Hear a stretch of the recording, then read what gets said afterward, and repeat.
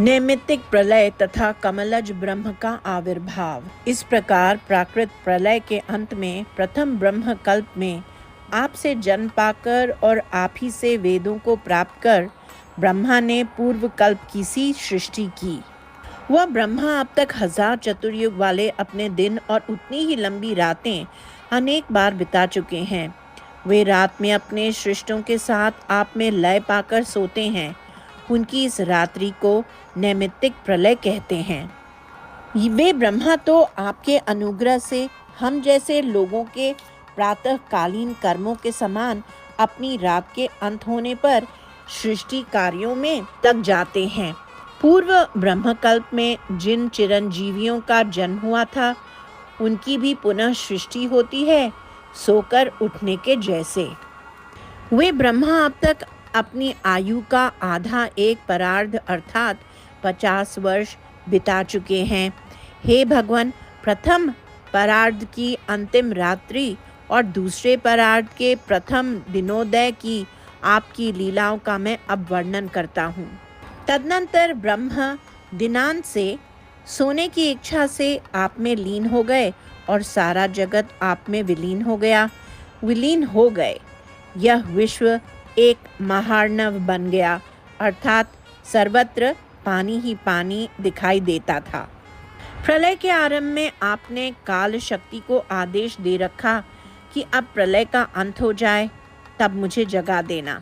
फिर आप जो समस्त जीवों का एकमात्र आश्रय स्थान है और जिसमें सभी शक्तियों के समूह लय पा चुके थे, योग निद्रा में लीन हो पड़े रहे।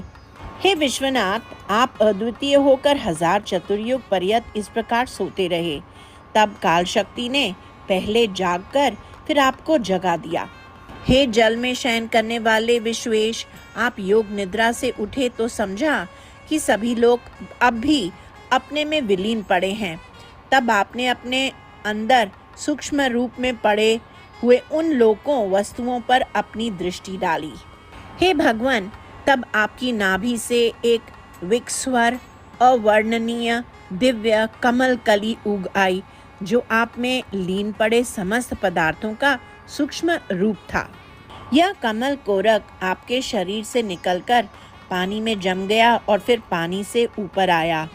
उसके चारों ओर फैलने वाली अपनी दीप्तियों से अंधकार को पूर्ण रूप से दूर किया। आपकी योग शक्ति से संभाले हुए विकसित दलों वाले अत्यंत आश्चर्यजनक उस कमल में स्वयं प्रकाशित समस्त वेदों को अपने में समाये हुए वह पद्म संभव ब्रह्मा आविर्भूत हुए। हे परमात्मा स्वरूप सर्वव्यापी गुरुवायुर पुरेश, आप इस पद्म कल्प में कमलज विधि को सृष्टि अर्थ इस प्रकार ऊपर उठा लाए, अर्थात उसे आविर्भूत कर दिया। ऐसे अपरिमित महिमा वाले आप मेरे रोगों को दूर करें। सर्वत्र गोविंद नाम संकीर्तन, गोविंदा गोविंदा।